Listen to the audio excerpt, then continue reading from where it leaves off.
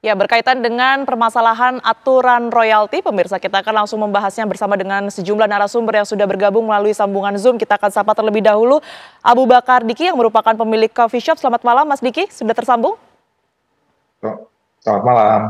Baik, terima kasih sudah bergabung. Nanti juga kami akan tersambung dengan Ketua Lembaga Manajemen Kolektif Nasional, Pak Dharma Oratmangun, tapi saya ke Mas Diki terlebih dahulu. Mas Diki mungkin bisa diceritakan ya, ini kan sudah menuai pro dan kontra beberapa waktu belakangan ini berkaitan dengan pemungutan royalti pada kafe-kafe dan juga sejumlah acara yang memutar lagu begitu ya, khususnya ini mungkin lagu dalam negeri. Anda sendiri merespons ini seperti apa, Mas Diki? Ya, memang cukup buat kami juga cukup membingungkan ya, karena dalam hal ini namanya usaha itu kayak kita coffee shop itu memang membutuhkan lah musik-musik gitu ya, kita putar lagu yang nyaman untuk pengunjung kami dan lain-lain. Dengan berita yang belakangan ini lagi merebak, itu cukup membuat kita juga agak bingung lah gitu. Ini kita apa nih, langkah apa yang harus kita ambil, karena kalau emang harus stop tanpa muter musik kayaknya nggak mungkin. Tapi kalau kita lanjutin, kita harus bayarnya kemana? Kita juga bingung dan nilainya berapa dan lain-lain. Jadi ya, ya kita berharap ini ada titik terang lah ya, buat terutama kami pelaku usaha yang tanda kutip membutuhkan lah ini musik-musik untuk bisa dinikmati untuk customer kami. Gitu. Oke, baik. Mas Diki, sejauh ini belum ada sosialisasi yang kemudian ini mungkin pernah dilakukan dan diterima oleh Mas Diki di coffee shop-nya? Belum pernah ada. Jadi artinya belum ada sepeser pun upaya pembayaran royalti yang selama ini sudah dilakukan begitu ya?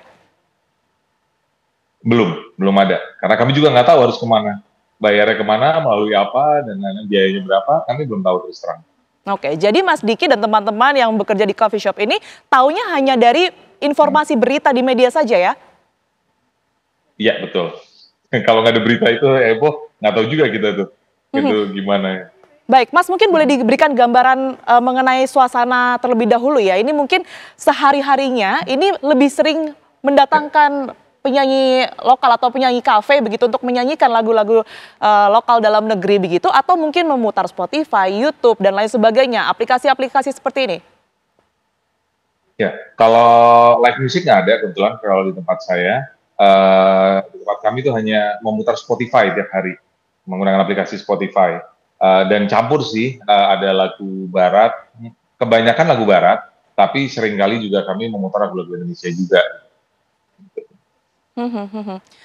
Sejauh mana Anda mengetahui bahwa nantinya jika kita juga turut memutar lagu barat begitu ya, katakanlah ini juga dikenakan royalti atau tidak? Terinformasi mengenai hal itu, Mas Diki?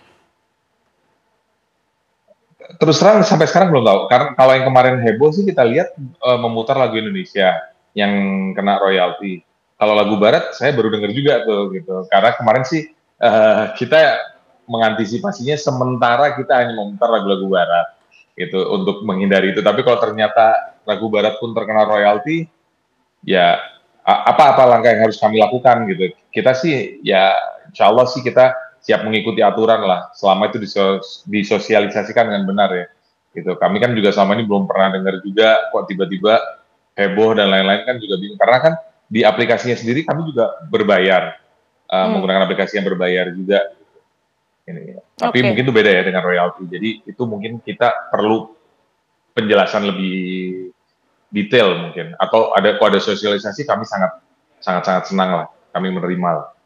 Oke, ya betul sekali. Karena tadi memang sudah kita terima ya informasinya bahwa pembayaran yang kemudian kita bayarkan pada sebuah aplikasi ini nampaknya berbeda begitu. Kita akan langsung konfirmasi bersama dengan Pak Dharma yang sudah tersambung bersama kami. Selamat malam Pak Dharma. Selamat malam, audio saya terdengar? Terdengar jelas Pak Dharma, terima kasih. Saya mau menanyakan pandangan Anda Pak Dharma ini karena kita juga tersambung bersama dengan pemilik coffee shop. Di sini nampaknya kafe-kafe dan juga resto bersamaan juga dengan musisi ini ada yang keberatan berkaitan dengan aturan royalti ini. Anda menanggapinya sejauh ini seperti apa Pak Dharma? Bagus-bagus saja kok. Ini bukan berarti kita lagi perang opini dan lain sebagainya ya, tapi kami Lembaga Manajemen Kolektif Nasional sebagai lembaga bantu pemerintah non APBN yang diberikan kuasa atribusi untuk mengatur, mengelola, mengolek dan mendistribusi royalti. Sebetulnya ini bukan hal yang baru karena kalau kita lihat Undang-Undang 2014-2016 itu sudah dibahas bersama-sama dengan stakeholders. Oke, Tapi baik. jauh daripada itu sejak tahun 1900 itu, eh, 1900 ya, itu sudah ada lembaga seperti Karya Cipta Indonesia yang melakukan kegiatan collecting. Jadi ini Baik. bukan hal yang baru. Baik, Tapi sekali lagi tarifnya itu nanti kita bicarakan lebih jelas di sini. Intinya bahwa kita mau ekosistem kita ini sehat. Itu aja. Jadi Oke. kita tidak mau menjustify kafe dan lain sebagainya bahwa tidak bayar royalti. Bukan itu titik permasalahannya. Oke, Tapi baik. patuh hukum itu yang paling Berkaitan penting. dengan tarif, Gitu. nanti saya juga akan masuk ke sana. Tapi kalau tadi Anda menyebut bahwa ini sebenarnya bukan aturan dan juga bukan hal baru. Tadi saya juga mendengar statement dari pemilik coffee shop yang tidak mendapatkan sosialisasi sama sekali berkaitan dengan hal ini. Pak Dharma, mengapa ini bisa terjadi? Sosialisasi ini sebetulnya kan hari gini tuh tinggal buka di website aja. Bagaimana cara bayar royalti semua keluar. Tentang undang-undang juga 2014. Padahal undang-undang hak cipta itu sudah 1987. Jadi, tapi saya nggak mau menyalahkan siapa-siapa bahwa kita lakukan evaluasi juga. Oke, kita perlu sosialisasi yang masif. Tapi bukan berarti tanpa sosialisasi lalu tidak bayar royalti. Lalu satu lagi, bayar royalti itu tidak bikin bangkrut loh. Tarif kita ini paling rendah di dunia. Saya mesti bilang begitu. Berapa, Dan kita Pak Dharma, yang harus dibayarkan? merumuskannya. Untuk tarifnya? Bagaimana? Untuk tarifnya berapa yang harus dibayarkan? Itu 120.000 satu tahun per kursi. 1 tahun loh. Tapi kita juga melihat okupansinya sehingga kita tidak menghitung 100%. Kita toleransi kita menghitung sampai 60% dari tingkat okupansinya. Lalu 120.000 per tahun itu jika dihitung sehari itu cuman berapa gitu.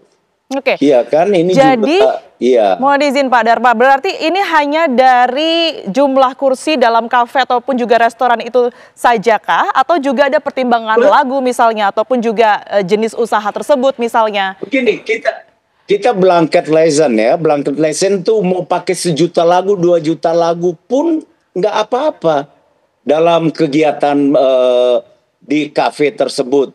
Mau itu dia live performing di situ ataukah dia putar melalui platform dan lain sebagainya. Itu kita menghitungnya itu dengan jumlah kursi yang di situ. Lalu kita melihat juga khusus untuk yang UMKM. UMKM pun kita memberikan toleransi yang sesuai dengan amanat untuk pemberdayaan ekonomi kerakyatan gitu.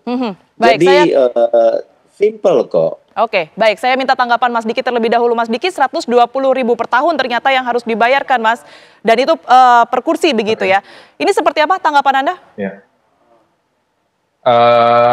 Nggak masalah sih untuk kita, maksudnya kalau memang itu jelas dan kami harus membayarkannya berapa lama sekali.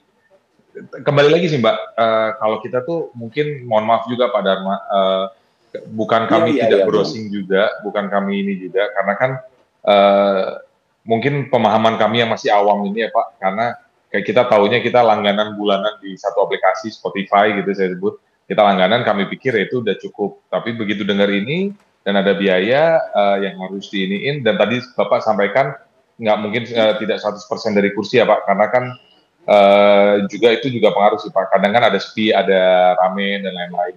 Jadi kalau memang ada toleransi seperti itu sih, kalau saya rasa dari saya dan teman-teman saya sih mungkin nggak keberatan sih. Kami sanggup, kami siap lah gitu. Kita kan juga harus saling support ya, gitu ininya. Iya. Baik. Nanti saya juga akan ke Pak Dharma ya, berkaitan dengan langsung aja gitu. Iya. Baik. Kita nanti juga akan ke Pak Dharma begitu membahas mengenai sebenarnya yang menuai protes ini tidak hanya pengusaha saja begitu ya, tetapi juga para musisi, penyanyi dan juga pencipta lagu. Saya akan kembali untuk Anda pemirsa Apa Kabar Indonesia Malam saat lagi. Terima kasih.